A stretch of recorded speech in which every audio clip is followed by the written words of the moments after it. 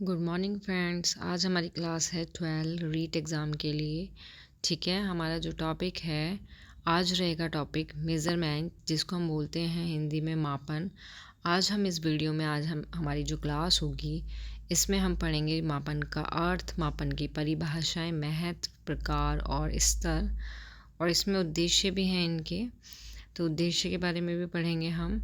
तो बाल विकास जो है हमारा क्या है, सब्जेक्ट है, और टॉपिक है हमारा मेज़रमेंट मतलब मापन। ये इम्पोर्टेंट क्वेश्चन है, इम्पोर्टेंट टॉपिक है आपका।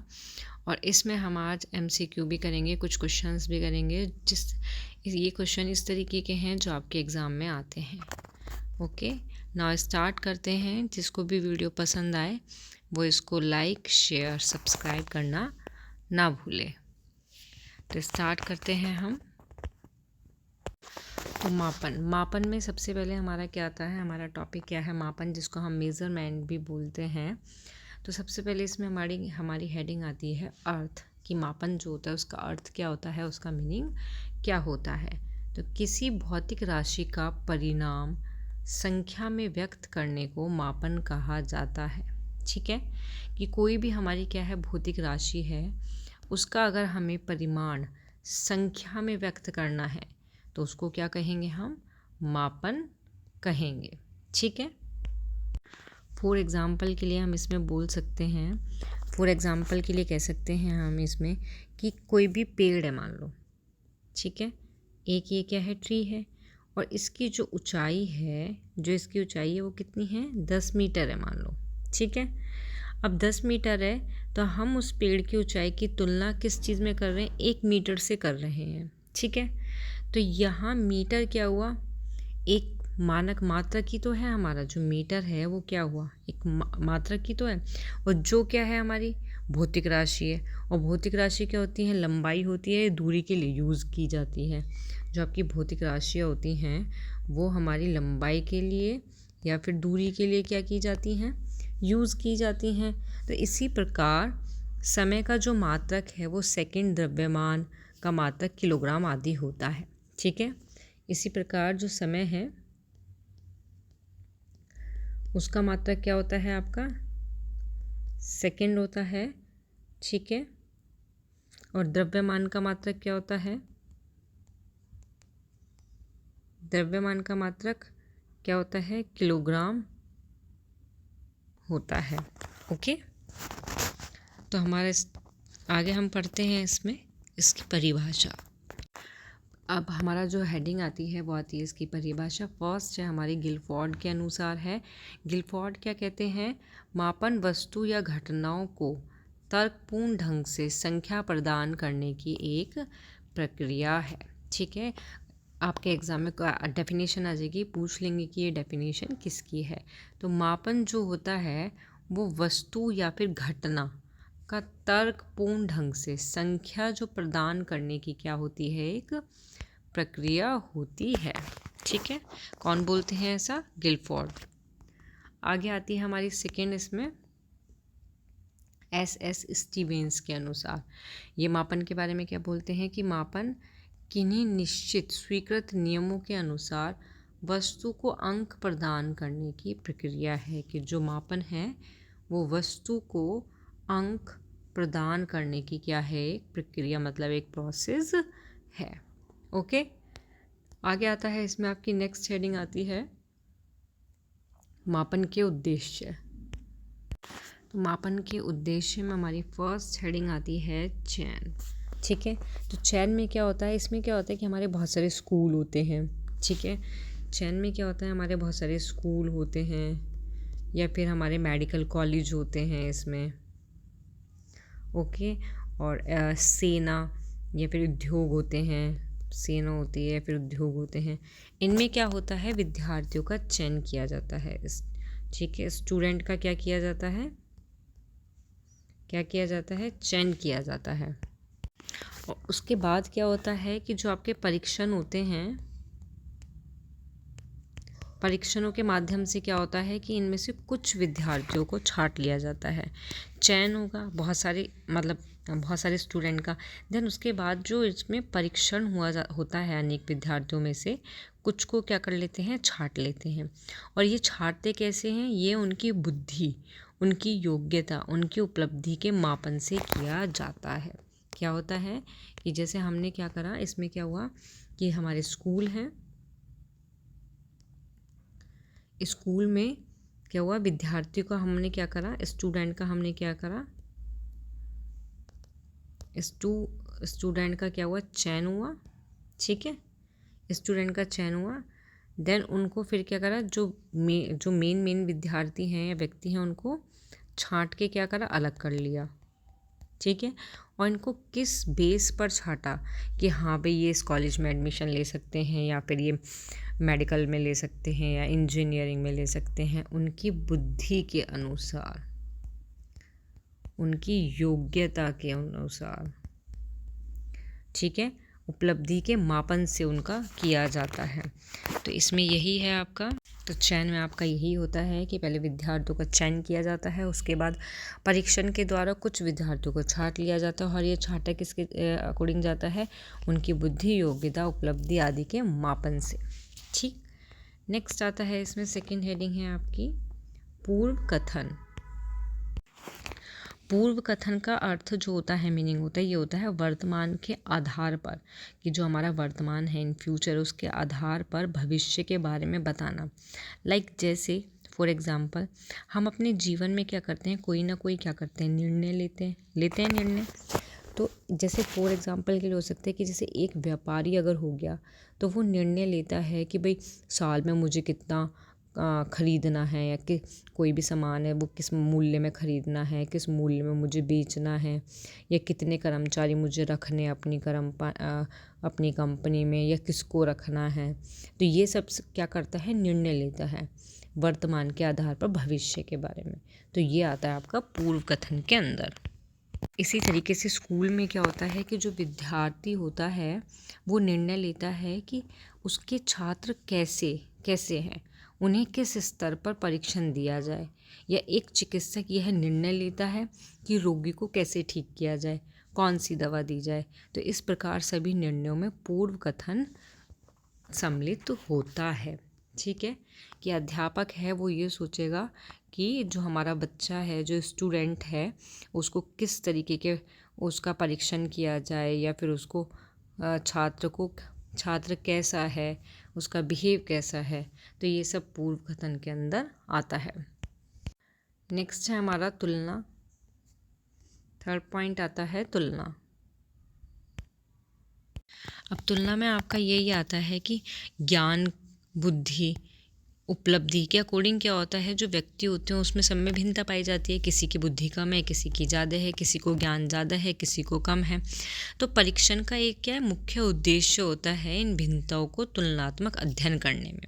ठीक है, तुलना का मतलब होता है कि तुलनात्मक अध्ययन करने में जो है हमारे परीक्षणों का एक उद्देश्य होता है इन भिन्नताओं को तुलनात्मक अध्ययन करने में। अब तुलनात्मक अध्ययन के लिए क्या करते हैं, हम इन गुणों का मापन करना पड़ता है। कि अध्यापक क्या करता है कि वो तुलनात्मक अध्ययन तब करेगा, तब पहले वो गुणों का क्या करेगा, मापन करेगा। ठीक है, और मापन के आधार पर फिर क्या करेगा, तुलना करेगा। ओके, अब नेक्स्ट आता है आपका 4 पॉइंट आता है निदान। तो निदान में यही है कि अगर कोई बच्चा है, किसी को कोई प्रॉब्लम है, तो उसका निदान का मतलब पता लगाना कि हाँ भाई इसको ये प्रॉब्लम है, या इस बच्चे को ये कठिनाई है, इसको ये नहीं समझ आ रहा। तो ये सारी चीज़ किसके अंतर्गत आती है, निदान के अंतर्गत आती है। लेकिन हम इन सब चीज़ों का पता कैसे लगाएंगे, मापन के द्वारा। तब हम बच्चे का, जब अध्यापक एक छात्र का मापन करेगा, तभी वो निदान के माध्यम से समस्या का पता लगा सकता है। नेक्स्ट आता है आपका 5 वर्गीकरण।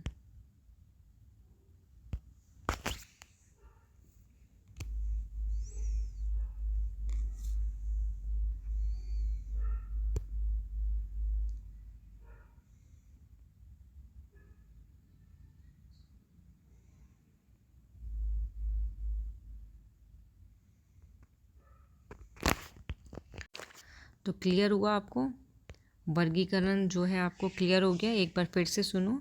इसमें यही है, फॉर एग्जांपल जैसे स्कूल कॉलेज में बच्चों को उनकी योग्यता और उपलब्धियां, रुचि, इंटरेस्ट के अकॉर्डिंग उनको वर्गीकृत किया जाता है।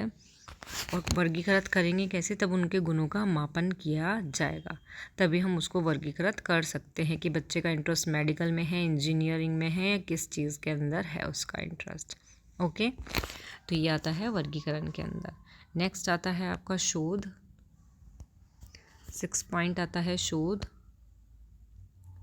शोध में क्या होता है? ये जो शोध हैं आपके 2 टाइप्स के होते हैं, ठीक है।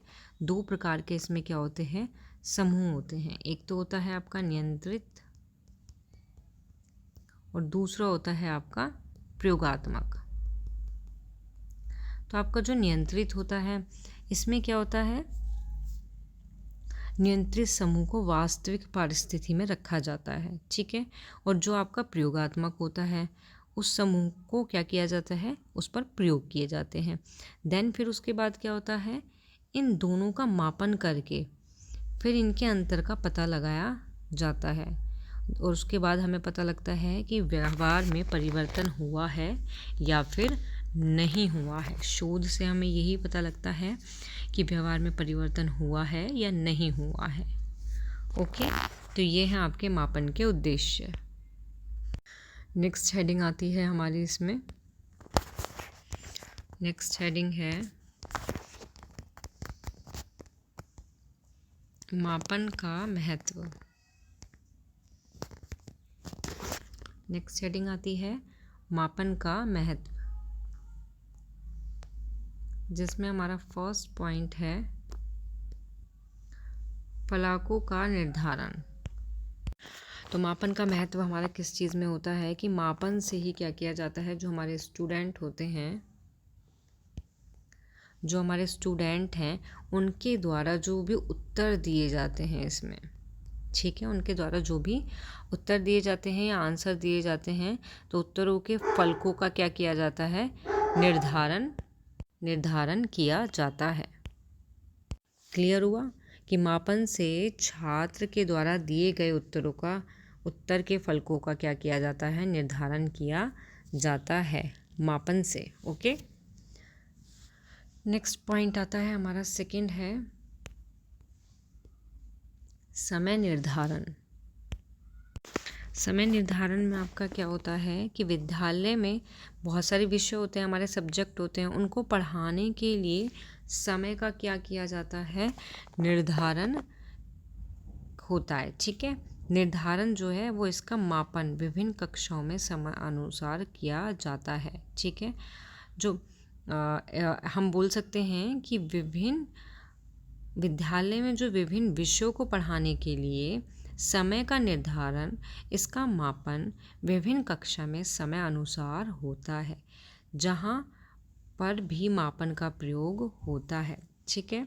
कि जैसे हम स्कूल में विषयों को पढ़ाने के लिए समय का निर्धारण करते हैं, देन इसी तरह मापन विभिन्न कक्षाओं में समय अनुसार होता है। थर्ड पॉइंट आता है आपका पाठ्यक्रम का स्तर निर्माण। तो इसमें आपका है कि मापन के द्वारा ही क्या होता है, जो हमारा पाठ्यक्रम का कठिनाई स्तर होता है ना, जो हमारा जो इसमें पाठ्यक्रम जो होता है, पाठ्यक्रम का जो कठिनाई स्तर है, क्या है? कठिनाई स्तर जो होता है ना, और छात्रों की जो योग्यता, बुद्धि के आधार पर पाठ्यक्रम के निर्धारण में मापन का महत्व होता है। ओके, कि मापन द्वारा जो हमारे पाठ्यक्रम का कठिनाई का जो स्तर है और छात्रों की योग्यता, बुद्धिमत्ता के आधार पर पाठ्यक्रम के निर्धारण में मापन का बहुत महत्व होता है, ठीक है। 4 पॉइंट आता है हमारा कक्षा मानक तैयार। तो कक्षा मानक तैयार में क्या होता है कि विभिन्न कक्षाओं के लिए जो मानक का निर्धारण किया जाता है वो मापन के द्वारा ही होता है। कक्षा में जो मानक तैयार किया जाता है वो किसके थ्रू होता है? मापन के द्वारा ही किया जाता है। ओके, 5 पॉइंट आता है हमारा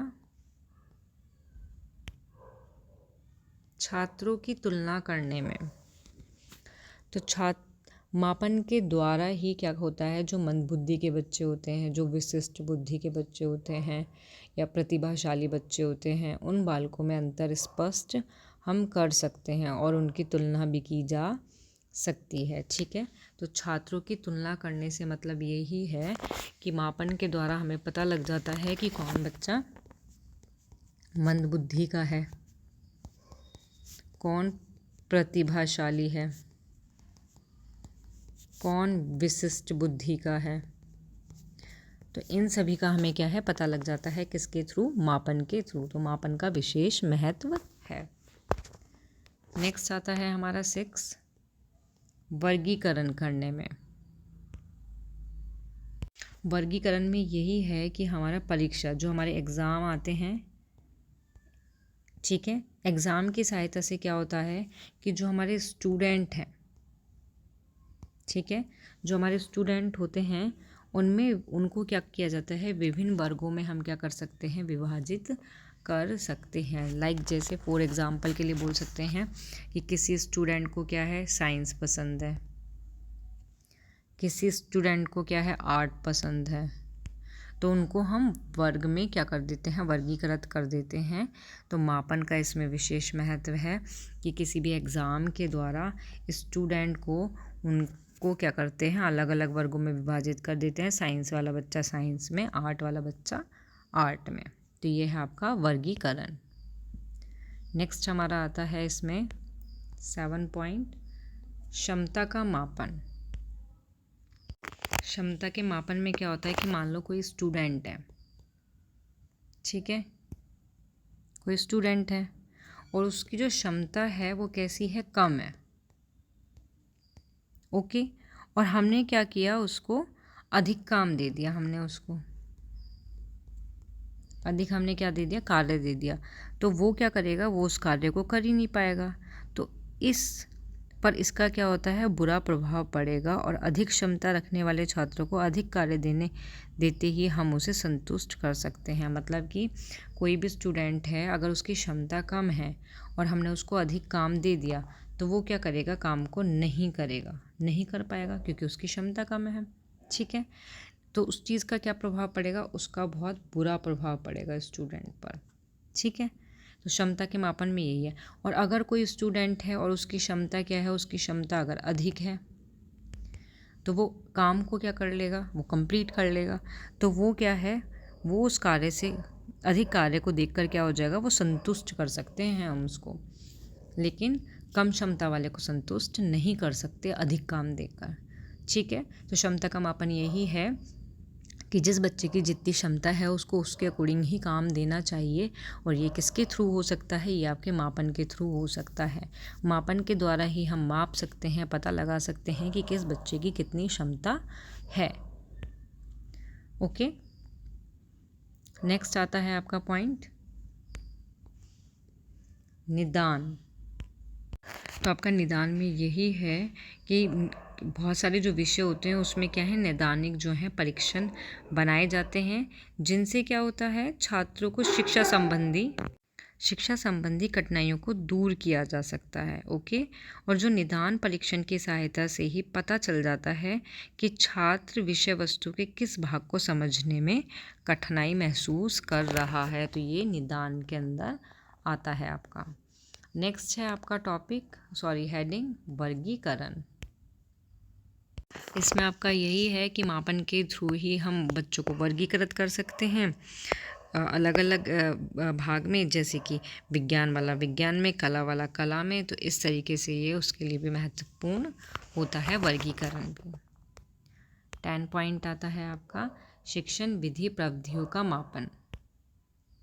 अब क्या होता है कि शिक्षण में क्या होता है, विभिन्न प्रकार की विधि और प्रविधि का क्या किया जाता है, यूज़ किया जाता है, प्रयोग किया जाता है। तो किस पाठ्यक्रम को पढ़ाने के लिए किस विधि का या फिर किस प्रविधि का प्रयोग सबसे अच्छा होगा, सबसे बहुत अच्छा होगा।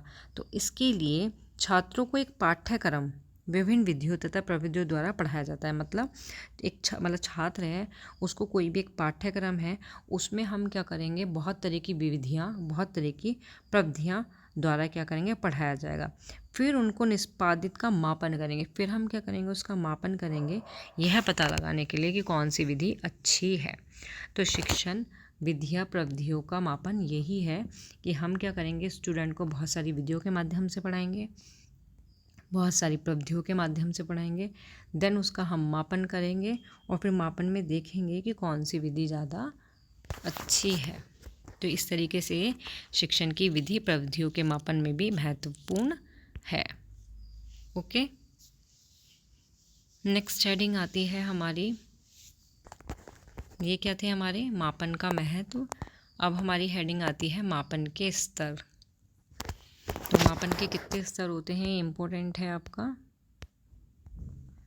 इम्पोर्टेंट है। मापन के कितने स्तर होते हैं, 4। क्वेश्चन आ सकता है कि मापन के स्तर कौन से होते हैं और कितने होते हैं। ठीक है, तो हमारा फर्स्ट होता है नामित स्तर, सेकंड है क्रमित स्तर, थर्ड है अंतराल स्तर और फोर्थ है अनुपातिक स्तर। ठीक है, तो सबसे पहले जो है हम इसके बारे में बात करेंगे। सबसे पहले हम बात करेंगे नामित स्तर के बारे में। तो जो ये नामित स्तर है, ये सबसे कौन सा होता है, निम्न स्तर का क्या होता है, परिमार्जित स्तर होता है, परिमार्जित स्तर होता है। ठीक है, निम्न स्तर का परिमार्जित स्तर होता है और इसमें क्या होता है, इसमें किसी भी व्यक्ति या वस्तु की विशेषता के प्रकार के आधार पर उसे कुछ वर्ग या समूह में बांटा जाता है। फॉर एग्जाम्पल के लिए हम कह सकते हैं इसमें, फॉर एग्जाम्पल के लिए हम कह सकते हैं कि जैसे हमने लिंग को किस चीज़ में बांटा, पुरुष में और स्त्री में। ठीक है, हमने निवास को किस चीज़ में बांटा या फिर उसको हमने नाम दिया एक तरह से, ग्रामीण का और शहरी का, कि जैसे ये शहरी लोग हैं और ये ग्रामीणी लोग हैं। ऐसी हमने अगर हम बात करें, ऐसी हम बात करें फर्नीचर की, फर्नीचर को हमने बांटा मेज में, कुर्सी में, कि ये सब क्या है, फर्नीचर हैं। अगर हम फल की बात करें तो फल में आ जाता है हमारा सेब, आम। तो हम क्या करते हैं, नामित स्तर का मतलब यही है कि नामित मापन का उदाहरण है सारे के सारे। नामित स्तर का मतलब है कि हमने किसी भी चीज़ को क्या करा, हमने उसको नामित स्तर में बांट दिया या विभाजित कर दिया। ठीक है, जैसे हमने विषय के आधार पर स्नातक छात्रों को कला में और विज्ञान के आधार पर हमने क्या किया, उसको बांट दिया। ठीक है, तो नेक्स्ट आता है आपका सेकंड, क्रमित स्तर। फर्स्ट में तो नाम में बांट दिया हमने, ओके। सेकंड में आता है हमारा क्रमित स्तर। तो आपका क्रमिक में क्या होता है, क्रमिक में यही होता है कि जैसे कोई स्टूडेंट है इसमें, ठीक है, उसका हमने क्या लिया, एग्ज़ाम लिया, परीक्षा ली। तो परीक्षा में हमारा क्या है, रिज़ल्ट निकल के आया। तो रिज़ल्ट में हमारा क्या है, नंबर आए। तो उसके आधार पर हमने बच्चे को क्या है, बांट दिया। उसके आधार पर हमने बच्चे को बांट दिया कि ये फर्स्ट आया है क्लास के अंदर, ये सेकंड आया है, ये सेकंड आया है, ये थर्ड आया है बच्चा। ठीक है, तो हमने क्या करा, बच्चे को हमने बांट दिया। तो ये किस चीज़ के अकॉर्डिंग हुआ, ये सब क्या है, तुम्हारे मापन के ही क्या हैं, उदाहरण है। तो क्रमिक स्तर में ये होता है कि स्टूडेंट का हमने एग्ज़ाम लिया, देन रिज़ल्ट आया, रिज़ल्ट में नंबर के अकॉर्डिंग हमने उनको फर्स्ट सेकंड थर्ड श्रेणी में हमने बांट दिया। तो ये हमारे क्या हैं, मापन के ही हमारे ये उदाहरण है। ओके, नेक्स्ट आता है हमारा अंतराल स्तर। अंतराल स्तर थर्ड नंबर का। अंतराल में क्या किया जाता है कि इसमें बच्चे की रुचि, इसमें क्या होता है, बच्चा जो होता है उसकी रुचि, उसकी बुद्धि, ठीक है, इन सभी का क्या किया जाता है, मापन। और इस मापन के द्वारा ही किया जाता है कि बच्चे की रुचि का, बुद्धि आदि का, इन सब का क्या किया जाता है, इसमें मापन किया जाता है। फॉर एग्ज़ाम्पल के लिए जैसे हम बोल सकते हैं कि कोई भी अगर छात्र है और वो साइंस विषय में क्या है 0 अंक ला रहा है, ठीक है, तो इसका मतलब ये नहीं है कि वो छात्र विज्ञान विषय में कुछ नहीं जानता, ऐसा नहीं है इसमें। तो इस शून्य का अर्थ केवल सिर्फ इतना होता है कि छात्र प्रयुक्त किए गए विज्ञान के परीक्षण के जो प्रश्न हैं उसका उचित समाधान करने में असमर्थ है, ठीक है। तो उसकी बुद्धि से हमें ये पता लग जाता है, लेकिन पता कैसे लगता है? मापन के थ्रू ही। कि कोई बच्चा अगर विज्ञान में टेस्ट लेने पर 0 नंबर ला रहा है तो इसका मतलब ये नहीं है कि उसको बिल्कुल भी विज्ञान के बारे में ज्ञान नहीं है। थोड़ा बहुत तो उसके अंदर ज्ञान है, लेकिन ऐसा नहीं है कि 0 है। जो प्रश्न है उनका समाधान करने में वो असमर्थ है, अदरवाइज़ उसको उसका ज्ञान है, ठीक है। 4th में आपका आता है, 4th है आपका इसमें अनुपातिक स्तर। तो अनुपातिक व्यवहार में क्या होता है कि आपका मान लो कोई छात्र है जिसका वेट है 7 kg फॉर एग्ज़ाम्पल, ठीक है। एक जो दूसरा छात्र है उसका वेट कितना है 14 kg। तो हम कैसे, और उनकी जो IQ लेवल है वो है 140, ठीक है। तो हम कह सकते हैं एक व्यक्ति दूसरे व्यक्ति से 2 गुना भारी है, लेकिन उसका IQ लेवल कितना है 140 है, ठीक है। अब मान लो एक व्यक्ति है, अब जैसे फॉर एग्ज़ाम्पल हम कह सकते हैं कि एक 35 किलो का 35 kg के क्या हैं 2 व्यक्ति हैं, तो उनका जो वेट है वो तीसरे व्यक्ति के बिल्कुल बराबर हो सकता है, ठीक है। लेकिन इनका जो IQ है 140 वो बराबर नहीं हो सकता। ज़रूरी नहीं है कि 7 kg वाले का या 35 kg के ये क्या हैं 2 बंदे हैं, इनका जो भी तुम्हारा IQ लेवल है वो तीसरा बंदा जो 70 वाला है तो उसके बराबर हो, ठीक है। तो इसमें ज़रूरी नहीं है कि व्यक्ति समान बुद्धिमत्ता या बुद्धिमान नहीं हो सकता इस तरीके से। तो अनुपातिक स्तर में यही होता है आपका, ठीक है। तो एक तरह से कि जो भी हमारा छात्र होता है उसकी जो लंबाई होती है, उसका जो वेट होता है, उसकी का जो मापन होता है वो क्या है अनुपातिक मापन होता है, ठीक है। स्टूडेंट की लंबाई भार जो है इसका जो मापन है वो क्या कहलाएगा अनुपातिक मापन कहलाएगा आपका, ओके। तो नेक्स्ट आता है हमारा, नेक्स्ट हेडिंग आती है हमारी मापन के प्रकार।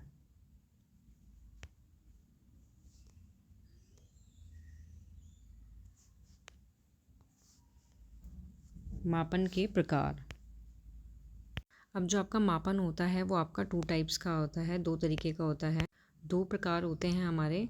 फर्स्ट होता है हमारा भौतिक मापन जिसमें हमारी लंबाई, दूरी, ऊंचाई आती है, और सेकंड होता है हमारा मानसिक मापन जिसमें हमारी बुद्धि और रुचि आती है, ठीक है। तो हम बात करेंगे सबसे पहले जो हमारा भौतिक मापन है। भौतिक मापन में क्या होता है कि इसके अंदर हमारे जो भौतिक गुण आते हैं, तो भौतिक गुण कौन कौन से हैं, लंबाई आती है, दूरी होती है, ऊंचाई, इन सभी का क्या किया जाता है इसमें मापन किया जाता है, ठीक है। तो भौतिक मापन में आपका ये भी होता है कि जो इसकी लंबाई होती है, भौतिक जो मापन होता है ये क्या होता है एक तरह से स्थिर होता है, ठीक है। फॉर एग्ज़ाम्पल हम बोल सकते हैं जैसे कोई मेज है, ठीक है, उसकी लंबाई कितनी है हमारी 4 फुट है, तो कुछ समय बाद उसकी लंबाई 5 फुट थोड़ी ना हो जाएगी, नहीं होगी ना। तो जो भौतिक मापन होता है वो क्या होता है आपका स्थिर होता है।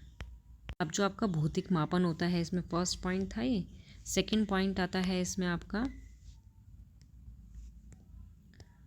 सेकंड पॉइंट में आता है आपका कि जो भौतिक मापन होता है वो एक वास्तविक शून्य बिंदु होता है। क्या होता है, एक ये शून्य बिंदु होता है। कैसे होता है शून्य बिंदु, अगर हम बात करें 5 फीट की, 5 फीट का क्या मतलब है अगर हम ये चीज़ बोलें तो हम क्या बोलेंगे 0 से लेकर 5 तक, ठीक है, ऊपर। अगर हम फिट की बात करें तो हम 0 से तो देखेंगे 0 1 2 3 4 5, तो 0 से 5 तक क्या होता है हमारा 5 फुट होता है। तो हम बोल सकते हैं कि जो भौतिक मापन में क्या होता है एक वास्तविक शून्य बिंदु होता है। आपका एक और थर्ड पॉइंट आता है इसमें कि जो भौतिक मापन होता है वो किसी वस्तु या गुण का जो भौतिक मापन होता है उसकी जो इकाई होती है वो समान अनुपात में होती है, कि इकाई जो होती है वो कैसी होती है, आपकी समान अनुपात में होती है। फॉर एग्ज़ाम्पल हम जैसे बोल सकते हैं कि 1 फुट के सभी इंच, 1 फुट के सभी इंच क्या होते हैं, समान दूरी पर होते हैं। ठीक है, क्या होते हैं आपके, समान दूरी पर होते हैं। तो इसी तरीके से अब हम बात करेंगे मानसिक मापन की।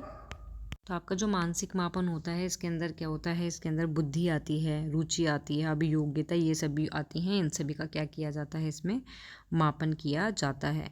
उदाहरण के लिए हम बोल सकते हैं कोई भी टीचर के कार्य का मापन श्रेष्ठ, मध्य या निम्न के रूप में किया जा सकता है। ओके, किंतु श्रेष्ठ, मध्य, निम्न यह नहीं कह सकता कि मानसिक मापन में नहीं कहा जा सकता। सॉरी, जो शिक्षक है, शिक्षक के कार्य का अगर हमने मापन किया तो हम बता देंगे श्रेष्ठ है, मध्य है और ये निम्न रूप में हमने उसका मापन किया।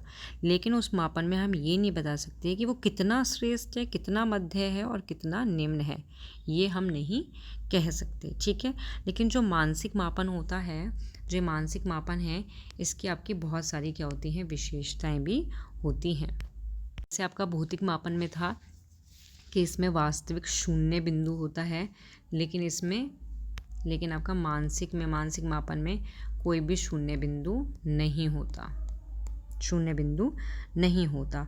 और जो इसकी इकाइयाँ होती हैं वो एक समान नहीं होती। इकाई क्या है, समान नहीं होती। उसमें क्या होती हैं, इकाइयाँ समान होती हैं भौतिक में। ठीक है, तो ये इनके डिफरेंस हैं इनके, तो इनके प्रकार यही हैं आपके। ओके, आगे इसमें आते हैं, इसके कुछ क्वेश्चन हैं जो आपके एग्ज़ाम में भी आते हैं, इससे रिलेटेड क्वेश्चन। फर्स्ट क्वेश्चन आता है आपका, मापन के कितने स्तर हैं। बताए थे मैंने अभी, तब पढ़ाया था। तो मापन के कितने स्तर होते हैं, 4 स्तर होते हैं। सेकंड, मानसिक मापन शब्द किसने प्रयोग किया था, प्लूटो ने, कैटल ने, अरस्तु ने या फिर वॉटसन ने।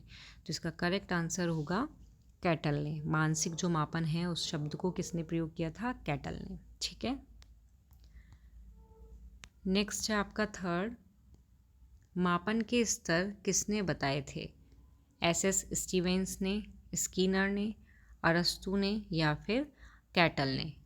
मापन के स्तर के बारे में बात हो रही है, तो ये किसने बताए थे, इसका करेक्ट आंसर होगा आपका एसएस स्टीवेंस ने।